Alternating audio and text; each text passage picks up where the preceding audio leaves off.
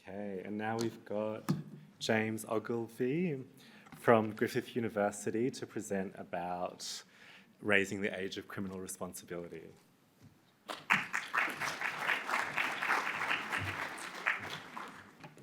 Thanks, everyone. I'm James. I have the dubious privilege of being the final speaker that you're going to listen to for this conference. So don't let my performance shape how you feel about the conference. It was excellent. So let's keep this very, very brief. We should increase the minimum age of criminal responsibility because it unduly impacts First Nations young people. Thank you. All right, I do see some of my colleagues here in the audience. There's Susan, there's Simon. Is Carleen here? Hands up. There, over there.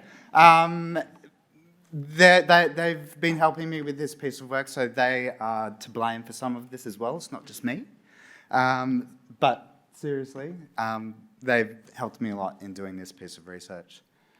Before we get started, I'd like to acknowledge the traditional owners of the land on which we meet today, the Gadigal people of the Eora Nation. I'd also like to acknowledge the traditional owners of the many lands and waters of Queensland to which this data relates, and it tells their stories. And that's an important idea to keep in mind as we go through the information that I'm going to present today. I'd also like to acknowledge the data custodians. Without their help and their very generous support, we wouldn't be able to do the research that we do. And also, most importantly, I'd like to acknowledge Anna Stewart, our late colleague, who is not only influential in this conference, but is the absolute driving force behind the research and the data that this research is based on.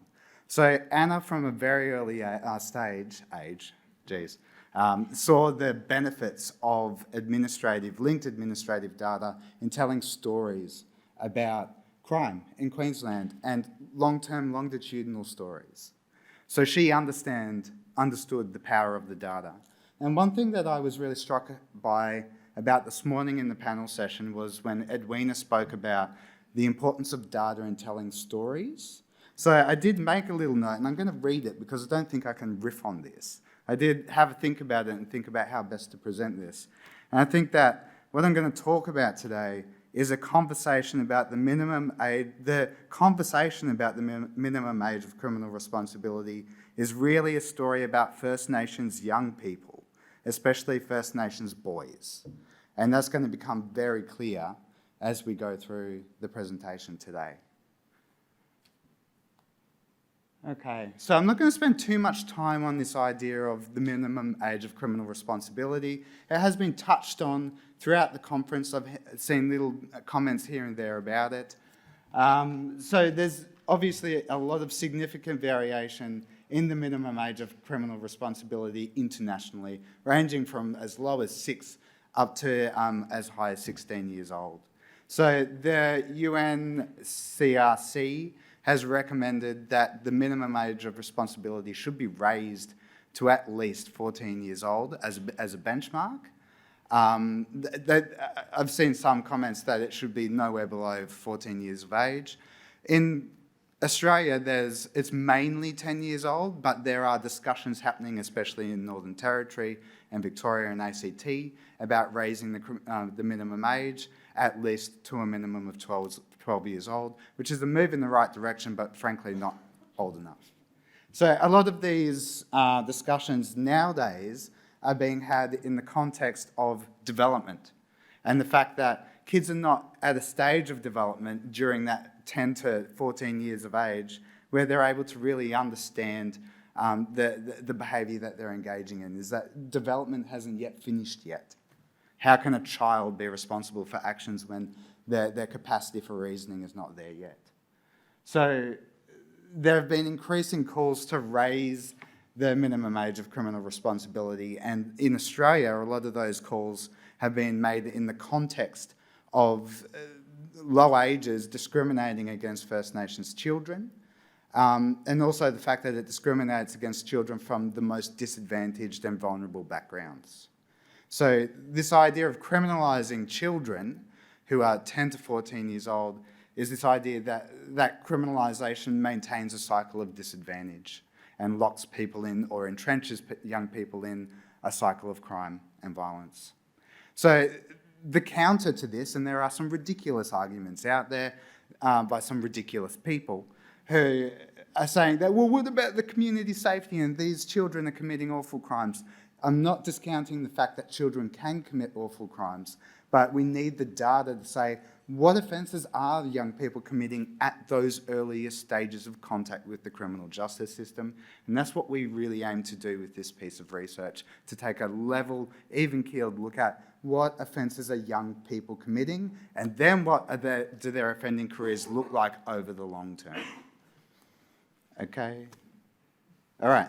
I'm not going to dwell on this because this is one of the most well-replicated pieces of research in criminology. We know that early ages of onset are linked to very extensive and entrenched criminal career trajectories of offending. We know that early ages of onset mean young people who've been subjected to a lot of vulnerability and disadvantage, and it locks them into a trajectory of poor offending outcomes.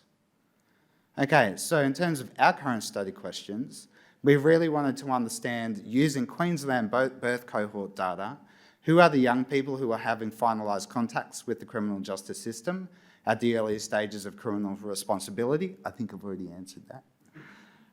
Number two, what are the offending and sentencing outcomes of these young people at the onset of their contact with the criminal justice system? And number three, what are the long-term offending and sentencing outcomes of these young people over the long term? So what we did is that we looked at our 1990 cohort in the Queensland Cross-Sector Research Collaboration Repository. This is a repository of linked administrative data for 3 separate birth cohorts, 1983, 1984 and 1990. They are linked across those systems using probabilistic matching, not exact matching. We have the good matching. So there are around 45,000 young people within those data sets.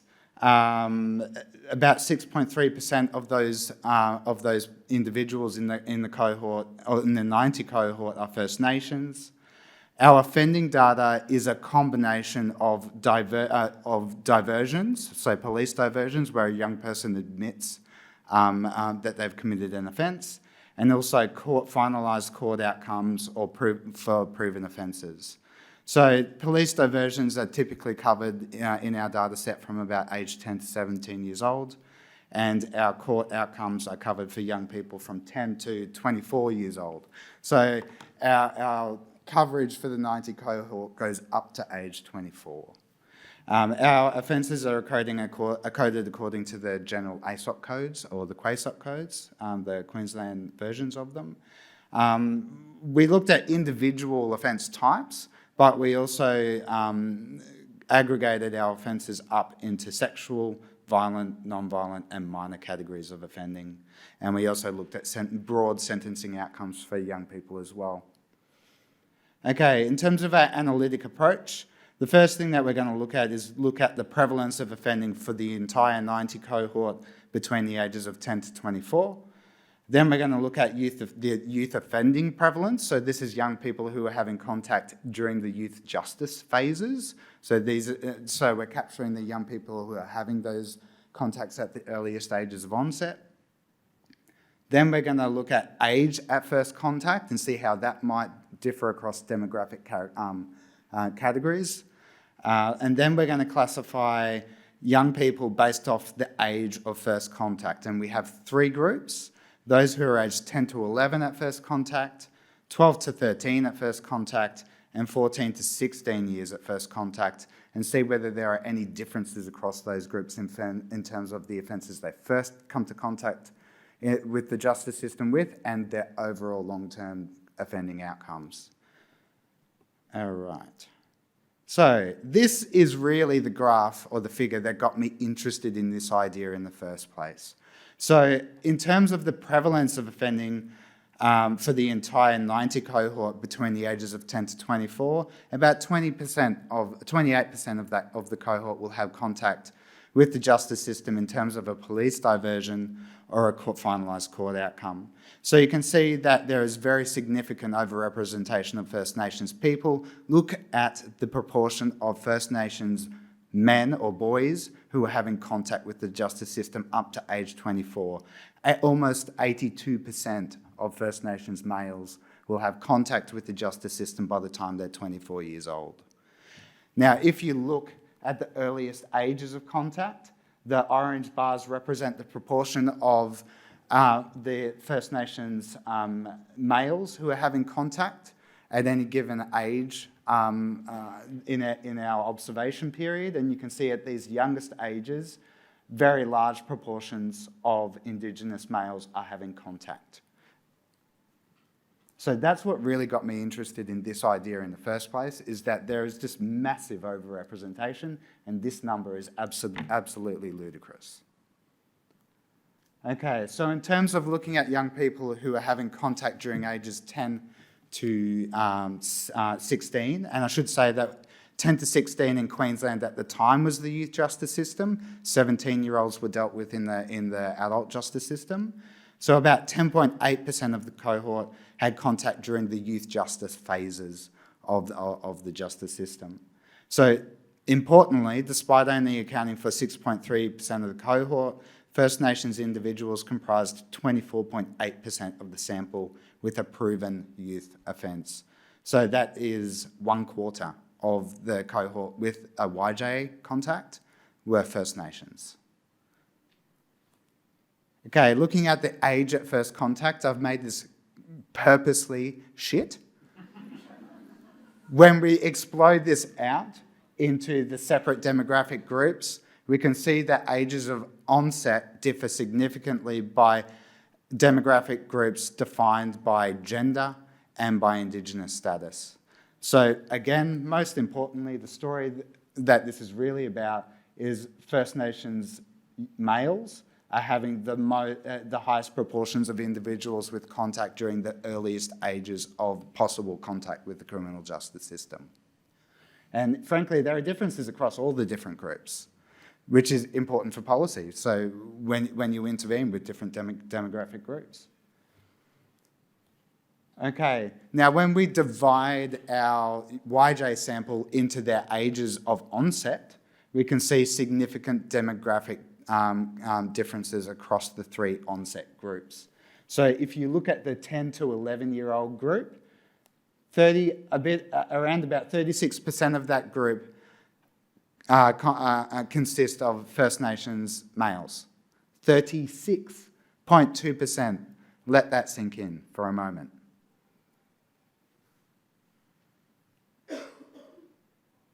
So it's very clear that the young people who are being caught by the system, who are being ensnared by the system, are a very specific group of people.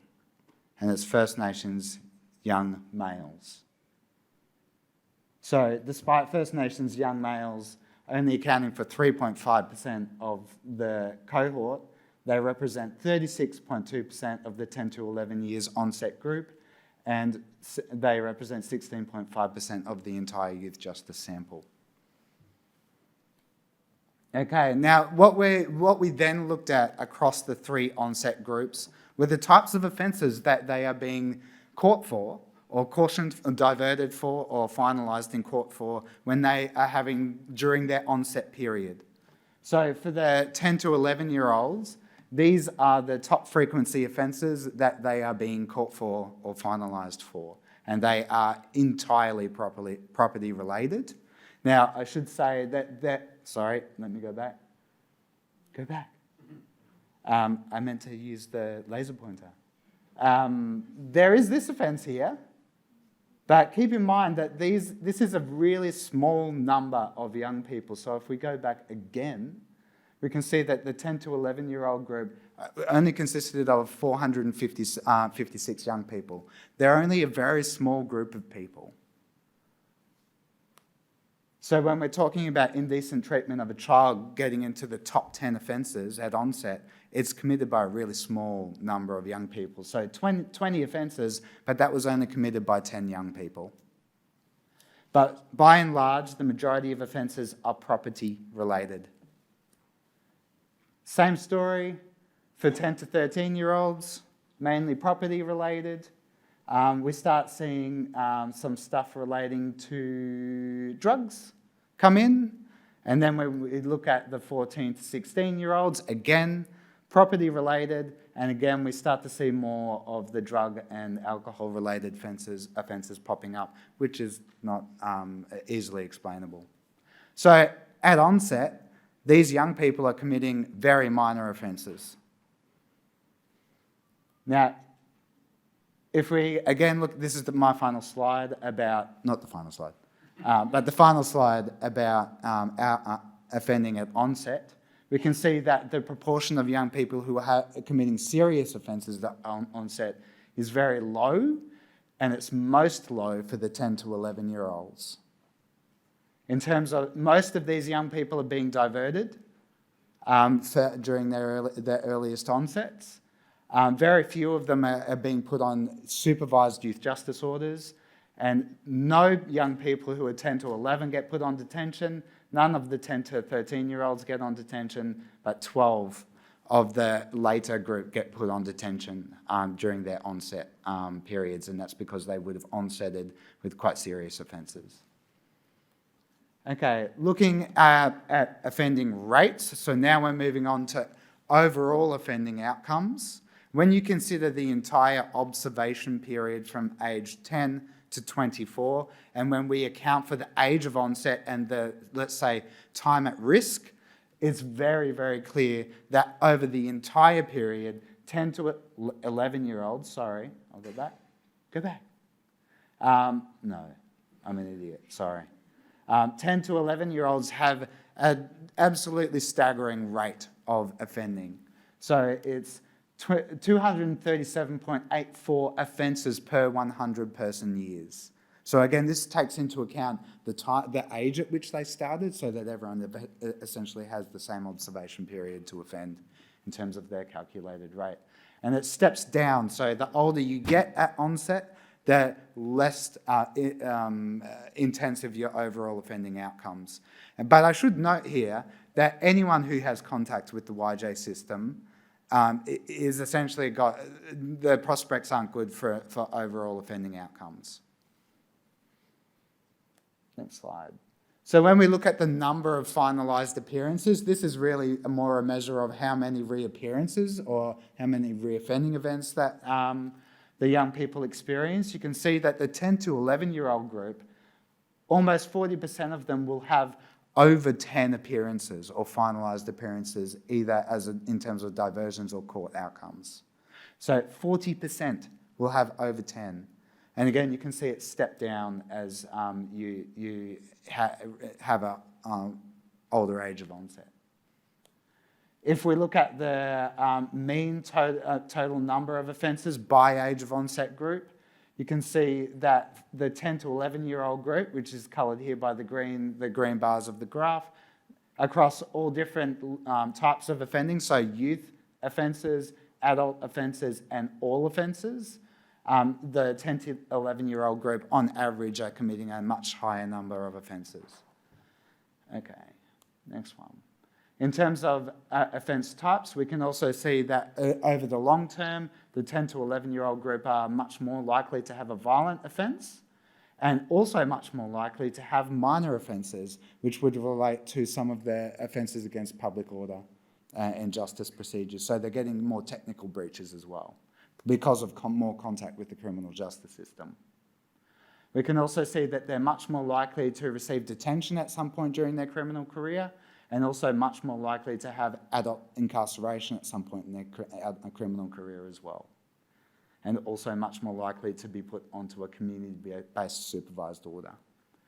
In terms of looking at the mean cumulative number of offences across age, it's very clear that the 10 to 11-year-old group are head and shoulders above the other groups in terms of the overall rate of offending at every single age that we look at them. So they start early, their contact with the criminal justice system starts early, and they remain high flyers, so to speak, for the entirety of their criminal careers, up to age 24. Okay, the important thing to note though is within those aggregate groups that we're looking at, there is very significant individual variation in individual trajectories of offending. So each line is an individual. So we can see that there's lots of variation within those groups as well. Okay, so in terms of the summary of findings, there's a very small number of individuals who have contact at the earliest ages of onset. It's very clear that the majority of those young people, so over 36% of them, are First Nations males. Offences at the earliest stages of contact are very minor and mainly property related, but in the long term, the 10 to 11-year-old onset group have the poorest offending outcomes up to age 24. In terms of the implications, consistent with the developmental life course criminology perspective, early contact with the criminal justice system is predictive of worse offending outcomes. So that's likely due to the effects of system contact, but also due to the underlying risk factors that drives that early contact in the first place. But both of these points really point to the idea or the need for alternative responses to these young people who are having contact at the early stages. Justice system responses do not seem to address the root causes of offending. So we need pathways into early intervention services, addressing wider criminogenic needs. We obviously just can't address offending. We need to address the root causes of offending. That's not rocket science. We all know that. So I'm preaching to the converted. So small numbers at early onset. This is positive. This is a small cohort that we can deliver intensive services to. So there's lots of opportunities for holistic interventions that get these young people out of the system. Okay, so justice system responses can make things worse. We think that's pretty clear. So delayed contact with the justice system and referral to other services can potentially minimise the potential for adverse outcomes associated with criminal justice system contact. Now, most importantly, and I'd like this to be the absolute takeaway message, is that given who is in the 10 to 11-year-old group, we need culturally appropriate services, and especially in remote locations, because there's lots of boys coming from those locations, to address needs as alternatives to criminal justice contact. And it's also clear that we, as the white class, are not the people to come up with those programs. They need to be developed by community, for community, with our assistance. But also, vulnerability begins before contact with the justice system. I think that's also very, very clear. We need to invest in earlier prevention, and perhaps there are earlier points of identification that we can pick up on these young people who are vulnerable to early contact with the justice system. For example, in education, when young people are disengaging from school. And that's very, anecdotally, I know that's very clear in remote locations. There are a cohort of young boys especially who disengage very, very early. All right, so obviously we need place-based, community-focused and culturally safe prevention and intervention efforts. Okay, so limitations. For our study, we didn't control for criminogenic risk profiles in terms of selecting our groups, and we didn't take into account those factors that drive early contact. That's a future study. This is really a quick way of saying, hey, let's look at these groups and what offending that is going on. The groups are likely to differ by underlying vulnerabilities associated with offending risk. Our use of court finalisation dates probably inflated ages for offending, or in fact it very likely did. And we can't discount cohort effects within our data as well. If we think about Jason's data that he presented, the 90 cohort is kind of within that period where crime is declining anyway. So there could be differences in the current cohorts who are having contact now. But obviously the strengths of our study were that it was a population-based cohort for young people followed over a long period of time. And that's it. Thank you very much.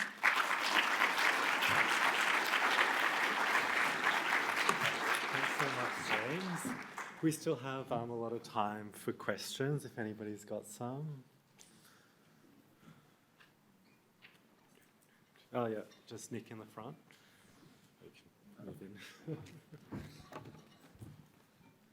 Thank you. That was a really interesting talk. I just wanted to ask, given that unfortunately Aboriginal people have a lot of other socioeconomic disadvantages, including things like developmental issues, we know that a lot of kids in detention have issues such as like fetal alcohol syndrome, which means that even above the age of 14, they may not be able to understand the consequences of some of those actions. Yep. Do you think that simply increasing the age of criminal responsibility is sufficient, or does there need to be more diversion based upon some of those needs as well?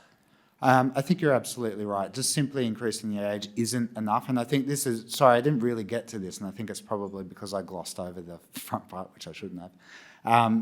In place of not having contact, there clearly needs to be other services. We can't just say, oh, all right, don't worry about it, you're not responsible. They actually there needs to be services. And like you say, there are complex needs, and they do need to be addressed. But very importantly, they need to be culturally appropriate responses that are designed by First Nations people. Thank you. Yep. Great. Any other questions? Yep, just here in front.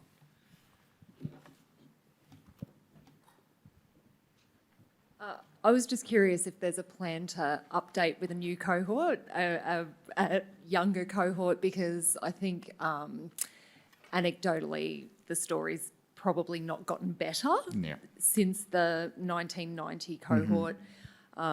We have massive problems with overrepresentation, and particularly in the young cohort, and those trajectories I don't think have improved. So I was wondering if there was a plan to maybe update the data to a newer cohort?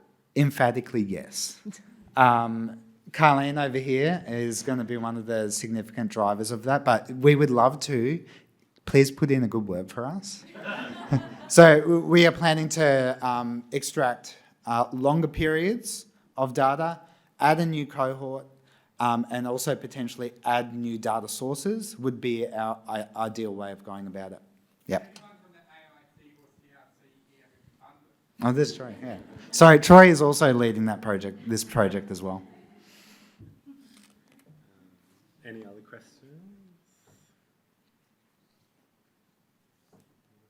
Just over here, Neil. I was just wondering in relation to Queensland and how the state is really struggling with youth crime. It seems like every week it's on the news again with something else happening, and it's causing a lot of concern with the public that that seems to be an issue that's not getting resolved. Did your study look at anything that can be done in regards to alternative action that could be taken if it's not being criminalised, given that the state is really struggling with enough services to currently meet demand, support services that already exist. If we are diverting, what do we do when there's an absence of appropriate staff, trained personnel to provide that diversion when we can't meet our current needs? I feel like I have multiple responses to that. Number one is we didn't look at that for this study. I think that's an important next step, and one that we will hopefully be moving on to in terms of what services do we implement instead, and how do we bolster the capacity of the state to manage young offenders. But I'm really restraining myself not to go full Charlie here for a moment.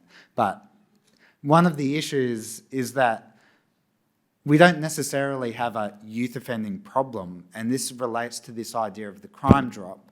There's pretty good evidence to say that youth offending is actually declining in Queensland, and the reporting on youth offending is woeful and is not evidence-based informed. We are trying to have those conversations, but our voices as the researchers with the data, the objective data, tend to get washed out in the larger voices of public concern. And I'm not minimising the concern around it, because the offences that are happening are horrific. I'm not saying that they're not.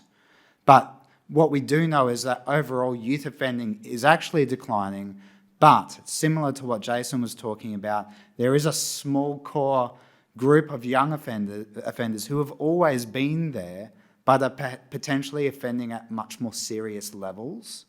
So there's a harder core of young people who've always been there but are now potentially more prominent. But overall, youth offending is declining, and the media reporting on it is not reflective of what is actually happening. And I can see the YJ people nodding. They know what we're talking about. Any other questions?